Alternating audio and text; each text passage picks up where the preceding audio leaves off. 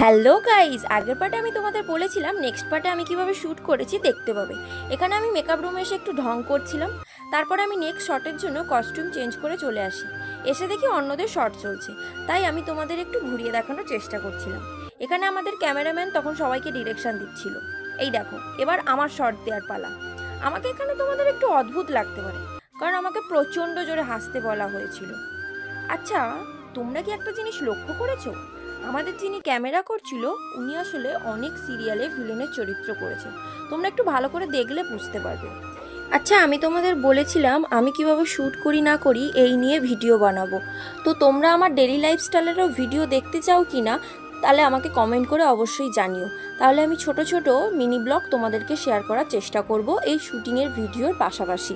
শর্টের সময় হাসার পর তখন আমি প্রচণ্ড পরিমাণে কেন সিরিয়াস হয়ে গেছিলাম আমি তা নিজেও জানি না। যাই হোক, তারপরে আমাদের এখানে প্যাক আপ হয়ে যায় এবং আউটডোরে পরে শট নেওয়া হয়েছিল, যেগুলোর ক্লিপ আমি আর নিতে পারিনি কারণ টাইম পাইনি। ভিডিওটা এখানেই শেষ করছি। আশা করছি তোমাদের খুব ভালো লাগলো। দেখা হচ্ছে নেক্সট ভিডিওতে। বাই।